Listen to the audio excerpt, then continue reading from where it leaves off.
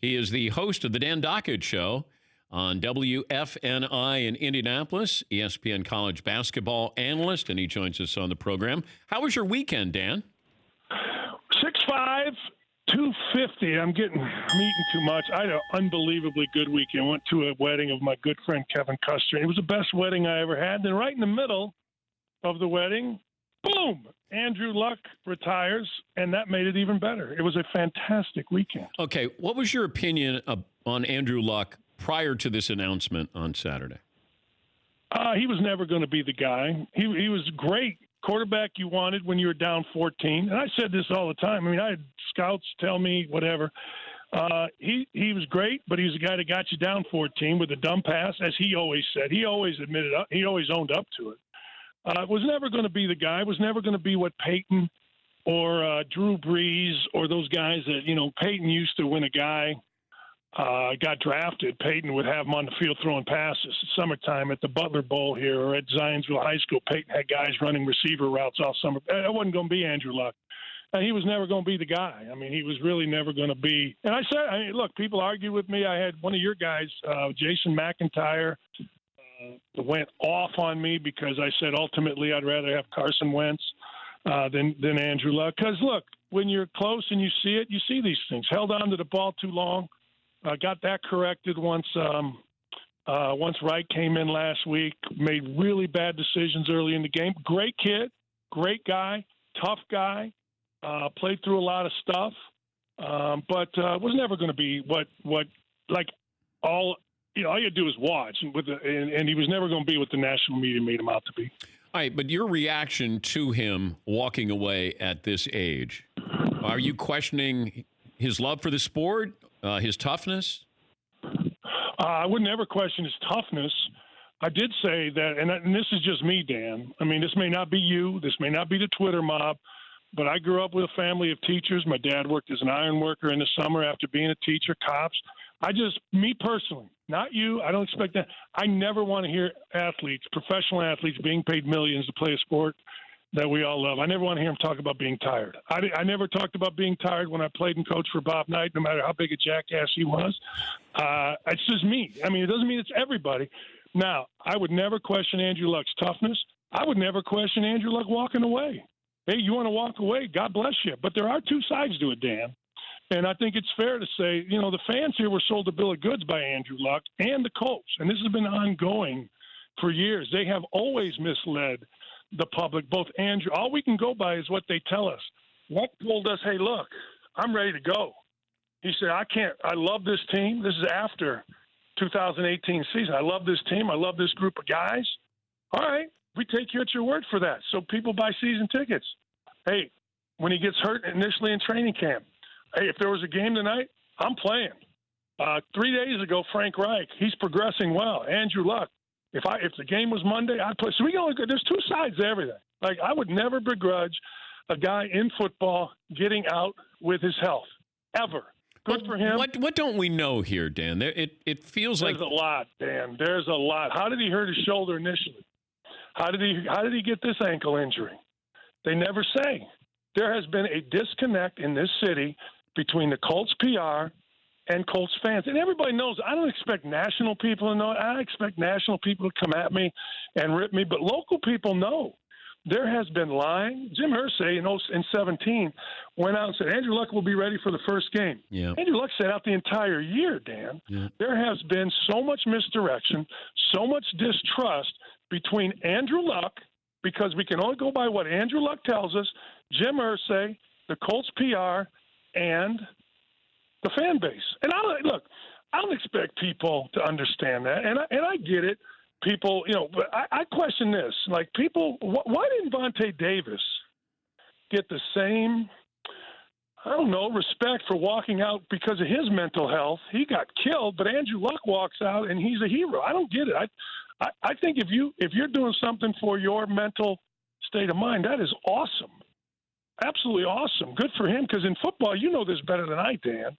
Guys in football in this day and age are trying to get out with their health, with a few bucks in the bank, right, and a brand that they can sell and do whatever they want to do. And good for Andrew to do that. But there are two sides to this. And the side from the fans is based simply on the mistrust. There's a lot of things flying about how he hurt himself in 17. Nobody's ever said, it wasn't in a game. Well, what did you hear? Everybody in town will tell you he did a snowboard. I mean, I don't know if that's true. I mean, everybody in town. I mean, I got, I don't know if you have these guys, but, now people are saying this. I don't know. I'm just telling you, I got 5 emails today. There's 2 guys that have always sent me information, and it's always interesting because it's usually right. Like I'm not breaking any news here from the Indianapolis standpoint. Hell, everybody in town has been told that. I don't know if that happened. In fact, I would bet it didn't. But that's a big deal in here. How did he hurt this last ankle? Why do you think? The game. Why do you think you got this reaction from the national media? What reaction? Well, they were upset, that you were, kind of calling out Andrew Luck. The morning show with ESPN with Trey Wingo and Mike Golick were calling you out. Yeah, it was interesting. I left West Virginia. That's what that was about. I left West Virginia because the president of West Virginia threatened me and my then wife. My then wife stood up and said, "Mr. Hardesty, what do you mean by you'll destroy us?" And they wanted me to stop uncovering all the crap they were doing. I thought that was a thing of integrity. Not that I had to clean out my backyard, but that's fine. I get it. I think that people are so in tuned and have always been in tuned to, like, Andrew Luck is this, I don't know, this perfect human being, and he's a great dude. What would you ask him today if you got one question to ask Andrew Luck? How'd you hurt your shoulder? Well, he's not going to tell you the truth. Well, you asked me what question. Okay. That's the only thing I want to know. I want to know when he truly made this decision, Dan, because the timeline is what I'm curious about. Let me tell you something. Here's why I would say, how'd you hurt your shoulder? Because everybody in town and everybody nationally, and rightfully so, is saying he's tired of rehab. Absolutely. I get it, man. I've had 5 knee surgeries, 2 surgeries on my groin from a torn thing. I mean, rehab is terrible. I totally get what he's saying. But how'd you hurt your shoulder in the first place? Because that leads you to everything else. That's what I would ask. In terms of when he made the decision, there are a lot of people that feel that this decision, the Colts knew about it a long time ago. Yeah. There are a lot of people that feel that, you know what, let's work through this. We got season ticket holders back in March. Because Andrew Luck came out after the season, how excited he was about this coming year. And I watched him from 30 yards away. First day of training camp. I watched him go through the drills, stood right there. If he was hurt, then God bless him.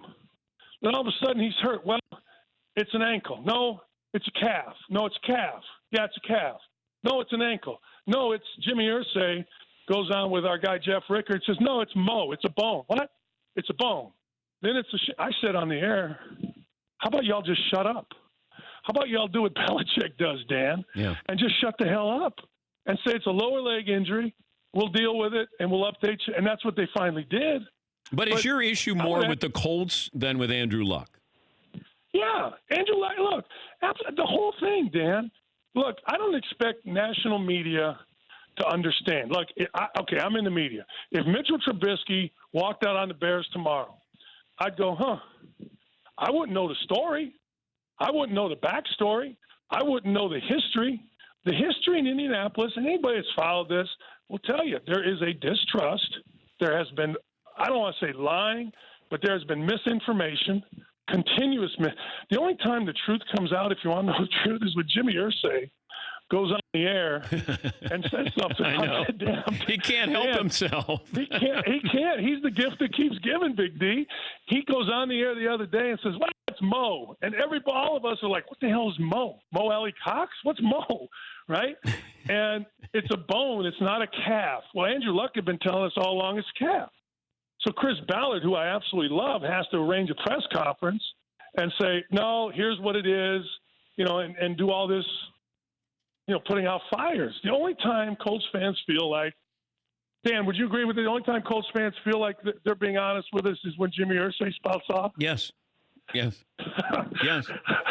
But you did say this. I mean, this feels like, there's a little bit more to your feelings about Luck. You says Luck has a freaking ankle and a freaking shoulder. Just tell us I made a ton of money and I don't love the sport. Luck is full of bleep and always has been.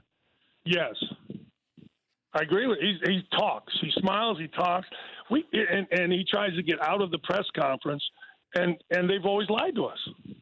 They've always. He's telling I'm ready to play. If there's a game, I'll play tomorrow. Well, that's not true. He's always done that. In 07 and 17, they've always done that. You don't think he'll stay in Indy, do you? That. You think he'll stay in Indy? I assume he's on the first plane to Prague or, he got married in Prague. He went to the Netherlands to get. I assume he'll be. Is there a big soccer game this week somewhere in the Premier League? I assume, and good for him, man.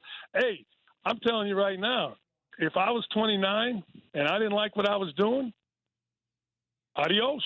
And that's all I got to do. Hey, look, I like the sport. People knew that.